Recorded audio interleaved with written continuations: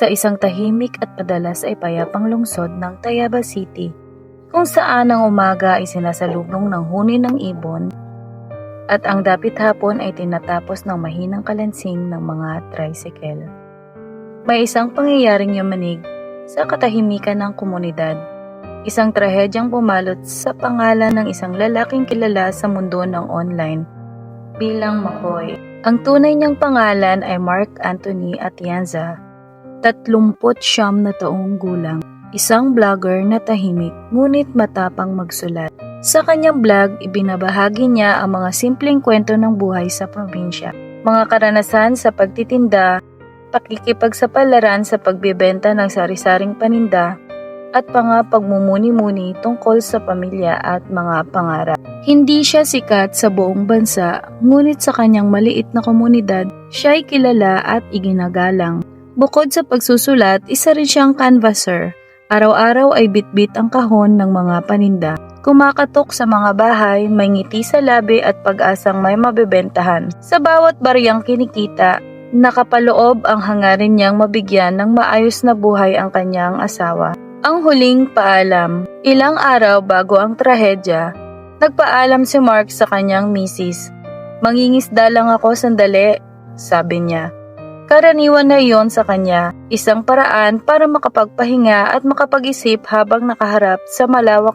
Ngunit ang sandaling iyon ay hindi na nasundan pa ng kanyang pagbabalik. Lumipas ang isang araw, sumunod pa ang isa, hanggang sa ang pag-aalala ng kanyang asawa ay napalitan ng matinding pangamba. Noong February 20, inireport niya sa pulisya ang pagkawala ng kanyang mister. Umaasa siyang baka may mabuting pusong nakakita rito o baka may hindi inaasahang pangyayaring nagpatagal lamang sa kanyang pagbabalik. Dakong 2:00 ng hapon ng Biyernes sa isang liblib ng bahagi ng Barangay Lalo, 4 na kilometro ang layo sa pangunahing highway ng lungsod, isang nakakagimbal na tuklas ang yumanig sa komunidad. Sa isang mababaw na hukay natagpuan ang isang nakatali ang mga kamay gamit ang itim na nylon cord. Ang ulo ay binalutan ng itim na t-shirt. May damit na nakasalpak sa bibig. Inilibing ng hindi malang tinabunan ng maayos, tila ba minadali ang lahat. Ang ay kinalala na si Mark Anthony Atienza.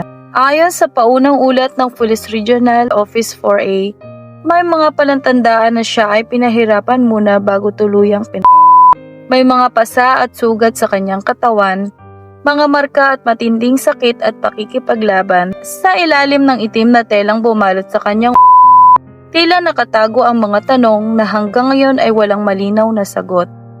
Mga tanong sa katahimikan. Sino ang may kagagawan? Ano ang motibo? May kinalaman ba ang kanyang pagsusulat o may personal na alita na hindi alam ng karamihan? Sa bawat tanong ay may kasunod na katahimikan. Ang mga kapitbahay na dati nakakakita kay McCoy na naglalakad sa kalye, bitbit ang kanyang paninda at ngayon nag-uusap-usap sa sulok. Ang kanyang vlog na dati puno ng simpleng kwento ng pag-asa ay naging pahina ng pagluluksa at panawagan ng hustisya. Samantala, patuloy ang follow-up investigation ng pulisya, sinusuyod ang mga posibleng ebidensya, kinakausap ang mga maaring may nalalaman, at binubuo ang mga piraso ng isang madilim na palaisipan. Ang naiwang liwanag. Sa kabila ng karumaldumal na sinapit ni Mark, hindi natabunan ang kanyang alaala. Sa bawat taong kanyang natulungan, sa bawat mambabasang nabigyan niya ng inspirasyon, nananatili ang kanyang tinig. Ang kanyang huling isinulat sa vlog ay tungkol sa pag-asa. Nagaano man kadilim ang gabi, may bukang liwayway pa ring darating. Sa ilalim ng itim na tela na sumilong sa kanyang huling sandali, may isang katotohanan na hindi kayang takpan. Ang paghahangad ng hustisya at ang paniniwala ang katotohanan ay lilitaw din, tulad ng araw na sumisikat matapos ang mahabang gabi. At sa bawat pag-ihip ng hangin sa mga punong nakatanim sa Barangay Lalo, tila ba may bulong na nagpapaalala, hindi nagtatapos ang kwento sa kamatayan.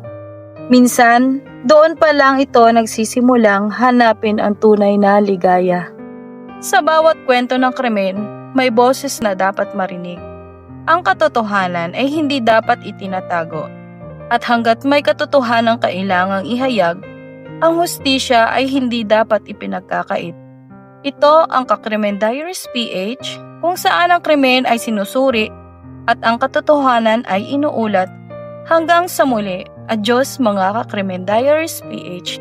Thank you for watching. God bless.